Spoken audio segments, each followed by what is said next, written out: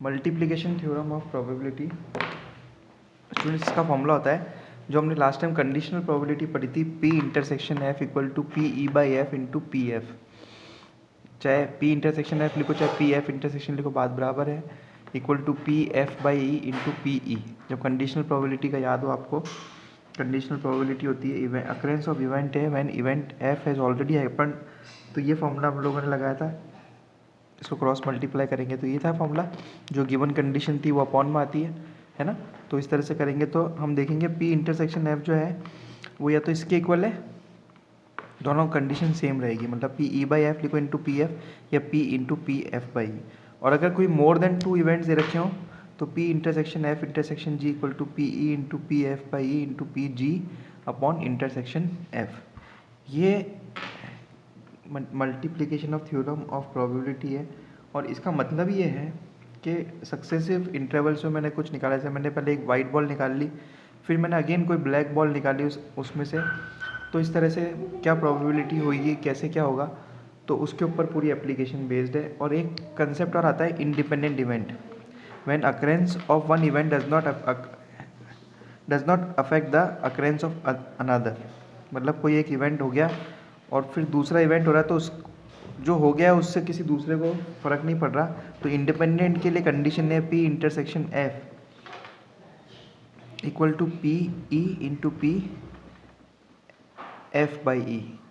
और अगर ऐसी कंडीशन नहीं होगी तो वो डिपेंडेंट इवेंट हो जाएंगे। मतलब अगर कोई एक इवेंट हो रहा है तो दूसरा उस पर डिपेंडेंट है, राइट, है ना। तो इसके ऊपर क्वेश्चंस करते हैं, पूरी एक्सरसाइज इसी कंसेप्ट पे है, राइट। देखो 13.2 क्वेश्चन 1 आपको दे रखा है E of A, P of B,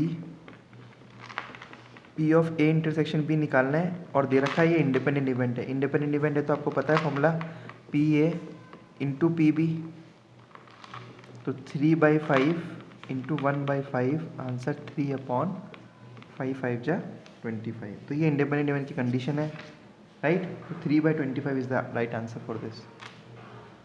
question number 2 है two cards are drawn at random and without replacement from a pack of 50। मतलब विदाउट रिप्लेसमेंट है, मतलब जो कार्ड निकाला है वापस रखा नहीं गया है।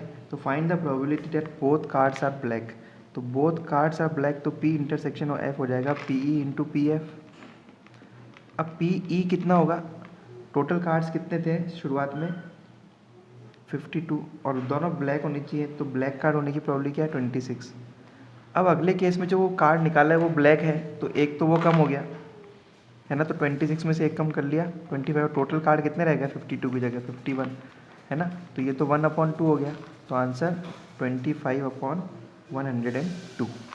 इस तरह से मल्टीप्लिकेशन, ये rule for multiplication of probability work करता है।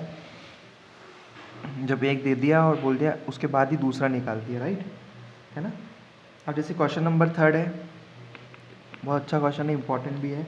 And box of orange is inspected by examining 3 randomly selected orange without drawn without replacement. यहाँ पे भी विदाउट रिप्लेसमेंट है। If all the 3 oranges are good the box is approve for sale, otherwise it is rejected. Find the probability that a box contain 15 oranges out of which 12 are good and 3 are 1 will be approve for sale. तो सबसे पहले देखो उसने क्या कहा है, if all 3 oranges are good तभी जाके वो अप्रूव्ड होगा सेल के लिए। तो फर्स्ट अगर सपोज करो गुड आ गई तो प्रोबेबिलिटी ऑफ ए मान लेते हैं अपन 12/15, क्योंकि 12 सही है, 3 4 जाए 3। फिर अगली केस में विदाउट रिप्लेसमेंट है तो अगली भी अपन मानते हैं कि गुड है, और गुड है तो वो 11/14 हो गया। और ऐसी ही अगली भी गुड है तो सी इवेंट मान लिया तो वो हो गया 10/30। तो प्रोबेबिलिटी क्या हो गई 4/5 इंटू 11/14 इंटू 10/13। 5 1 जा 5 2 जा 2 1 जा 2 7 जा, तो 44/91 रिक्वायर्ड प्रोबेबिलिटी हो गई, राइट। क्वेश्चन नंबर 4 आप लोगों का होमवर्क रहेगा। 5th, a die marked 1 2 3 in red and 4 5 6 in green is tossed. Let A be the event number even है। तो देखो इवेंट इवन है तो मतलब 2, 4, 6 है ना। और be with the event number is red, तो नंबर इज़ रेड मतलब 1, 2, 3, ठीक है, 1, 2, 3। अब ए इंटरसेक्शन बी क्या होगा, क्योंकि इंडिपेंडेंट इवेंट पूछ रहा है या नहीं है, तो दोनों में कॉमन तो 2 ही है, तो प्रोबेबिलिटी ऑफ ए निकालूँ मैं तो आ गया 3/6 मतलब 1/2। प्रोबेबिलिटी ऑफ बी निकालूँ मैं, ये भी 3/6 मतलब 1/2। और probability of A intersection B निकालूँ तो ये हो जाएगा 1/6, है ना, 1/6 ही होगा, राइट। अब चेक करते हैं LHS equal to RHS। P of A intersection B 1/6 है, और P of A into P of B कितना है, 1/2 इंटू 1/2, तो 1/4।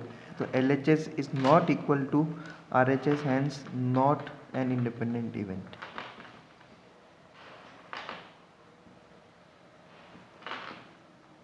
तो इस तरह से हमें प्रोसीड करना है।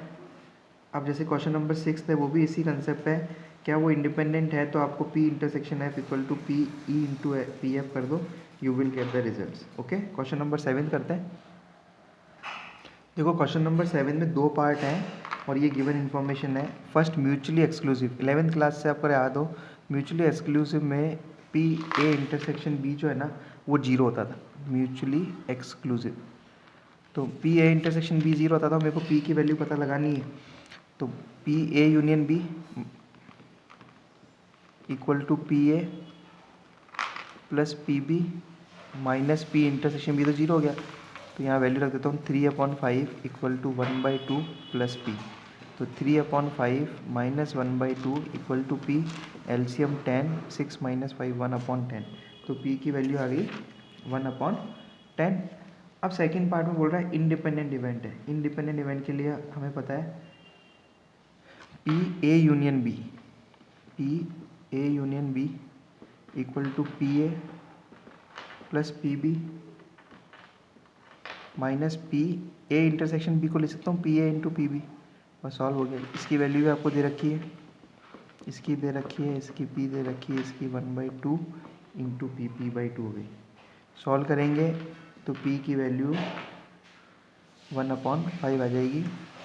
तो इस तरह से क्वेश्चन नंबर 7 कंप्लीट हुआ आप लोगों का, right. Question number 8 is your homework, right, it is also very easy. जैसे हमने 7th करा उसी पैटर्न पे क्वेश्चन नंबर 8 है, राइट।